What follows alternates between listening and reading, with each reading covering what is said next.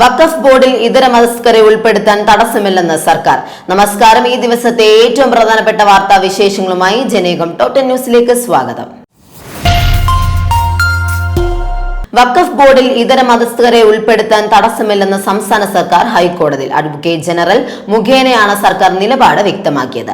എന്നാൽ ബോർഡിലേക്ക് നടത്തേണ്ട രണ്ട് പ്രധാന നിയമനങ്ങൾ എന്തുകൊണ്ടാണ് വൈകുന്നതെന്ന് ചീഫ് ജസ്റ്റിസ് അധ്യക്ഷനായ ഡിവിഷണൽ ബെഞ്ച് ചോദിച്ചു. ബോർഡിന്റെ പ്രവർത്തനം സുഗമമാക്കാൻ നിലവിലുള്ള ഒഴിവുകൾ ഉടൻ നികത്തിക്കൂടെയെന്നും അതിനുശേഷം സമഗ്രമായ പുനഃസംഘടനയെക്കുറിച്ച് ആലോചിച്ചാൽ പോരെയെന്നും കോടതി വിചാരണ വേളയിൽ ആരാഞ്ഞു. നീറ്റ് പരീക്ഷയിലെ ചോദ്യപേപ്പർ ചോർച്ചയും ക്രമക്കേടുകളും മുൻനിർത്തി പാർലമെന്റിന്റെ ഇരുസഭകളിലും പ്രതിപക്ഷം പ്രതിഷേധം ശക്തമാക്കി. വിഷയം ഉന്നയിച്ച് പ്രതിപക്ഷാംഗങ്ങൾ രംഗത്തെത്തിയതോടെ സഭാ നടപടികൾ പലതവണ നിർത്തിവെക്കേണ്ടി വന്നു. എന്നാൽ വിഷയത്തിൽ സഭയിൽ ചർച്ച നടത്താൻ കേന്ദ്ര സർക്കാർ സന്നദ്ധമാണെന്നും പാർലമെന്ററി കാര്യമന്ത്രി കിരൺ റിജിജു അറിയിച്ചു. പാർലമെന്റിലെ വർഷകാല സമ്മേളനത്തിന്റെ തുടക്കം മുതൽ തന്നെ നീറ്റ് വിഷയം ഉന്നയിച്ച് വലിയ പ്രതിഷേധമാണ് പ്രതിപക്ഷ നിര ഉയർത്തിയിരുന്നത്. കണ്ണൂർ അഞ്ചരക്കണ്ടി ഡെന്റൽ കോളേജിലെ 1ാം വർഷ BDS വിദ്യാർത്ഥി നിതിൻ രാജിന്റെ മരണവുമായി ബന്ധപ്പെട്ട കേസിൽ അന്വേഷണ ഉദ്യോഗസ്ഥരുടെയും മുതിർന്ന പോലീസ് ഉദ്യോഗസ്ഥരുടെയും വീഴ്ചയ്ക്കെതിരെ ഹൈക്കോടതിയുടെ കടുത്ത വിമർശനം. കേസിൽ 1ാം പ്രതിയായ അധ്യാപകൻ ഡോക്ടർ MK റാമിനെ സംരക്ഷിക്കാൻ അന്വേഷണ സംഘം ആസൂത്രിതമായി ശ്രമിച്ചുവെന്ന് ജസ്റ്റിസ് A ബദറുദ്ദീൻ അധ്യക്ഷനായ സിംഗിൾ ബെഞ്ച് ചൂണ്ടിക്കാട്ടി. കേസിന്റെ നടത്തിപ്പിൽ ഗുരുതര വീഴ്ച വരുത്തിയ അന്വേഷണ ഉദ്യോഗസ്ഥനെ സർവീസിൽ നിന്ന് അടിയന്തരമായി പിരിച്ചുവിടണമെന്ന് കോടതി ആവശ്യപ്പെട്ടു.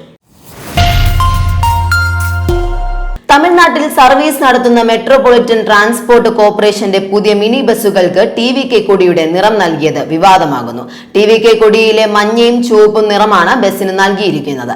ചിത്രം സമൂഹ മാധ്യമങ്ങളിൽ വൈറലായതോടെ ചർച്ചകൾക്ക് വഴിവെച്ചിരിക്കുകയാണ്. TVK ഫ്ളാഗിന് സമാനമായ നിറം നൽകിയതിനെ പരിഹസിച്ച് സമൂഹ മാധ്യമങ്ങളിൽ നിരവധി പേർ രംഗത്തെത്തി. തെരഞ്ഞെടുപ്പ് സമയത്ത് 25 കോടിയോളം രൂപയുടെ കള്ളപ്പണം തൃശൂരിലെ BJP ഓഫീസിൽ എത്തിയതായി വെളിപ്പെടുത്തൽ. തമിഴ്നാട് രജിസ്ട്രേഷൻ വാഹനത്തിൽ 17 ചാക്കുകളിലായി പണം കൊണ്ടുവന്നതെന്ന് BJP മുൻ ജില്ലാ ഓഫീസ് ചാർജുള്ള സെക്രട്ടറി കൂടിയായ അക്ഷയാണ് ഇക്കാര്യം വെളിപ്പെടുത്തിയത്. നേരത്തെ ലക്ഷങ്ങളുടെ ഫണ്ട് വെട്ടിപ്പ് BJPയിൽ നടന്നുവെന്ന ആരോപണം ഉയർന്നിരുന്നു. ഇതിന് പിന്നാലെയാണ് ഈ വെളിപ്പെടുത്തൽ.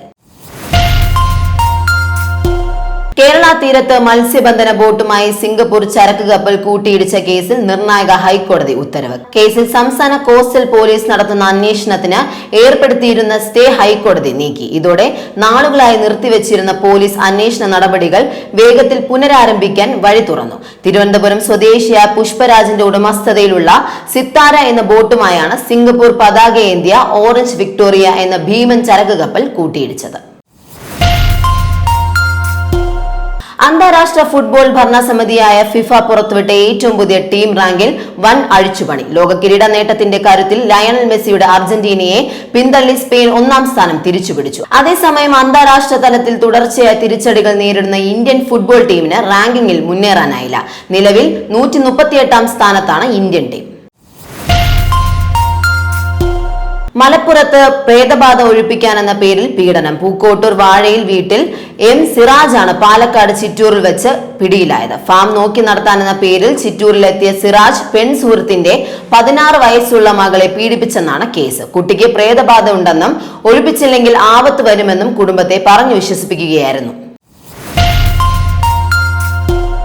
ജന്തർ മന്ദറിൽ കോക്രോച്ച് ജനതാ പാർട്ടി നടത്തുന്ന പ്രക്ഷോഭത്തിന് പിന്തുണ പ്രഖ്യാപിച്ച വിസ്മയ മോഹൻലാലിന് നേരെ വ്യാപക സൈബർ ആക്രമണം. ഒരു ജനാധിപത്യ രാജ്യം സ്വന്തം പൗരനോട് ഇങ്ങനെയാണോ പ്രതികരിക്കേണ്ടത് എന്ന ചോദ്യം ഉന്നയിക്കുന്ന പോസ്റ്റ് ഇൻസ്റ്റഗ്രാം സ്റ്റോറിയായി പങ്കുവച്ചാണ് വിസ്മയ വിദ്യാർത്ഥി സമരത്തിന് ഐക്യദാർഢ്യം പ്രഖ്യാപിച്ചത്.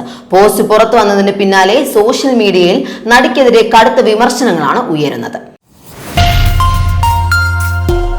യൂറോപ്പിലേക്ക് കടക്കാൻ ശ്രമിച്ച അഭയാർത്ഥി ബോട്ട് അറ്റ്ലാന്റിക് സമുദ്രത്തിൽ അപകടത്തിൽപ്പെട്ട് 143 പേർ മരിക്കുകയോ കാണാതാവുകയോ ചെയ്തതായി ഐക്യരാഷ്ട്രസഭയുടെ അഭയാർത്ഥി ഏജൻസിയായ UNHCR അറിയിച്ചു.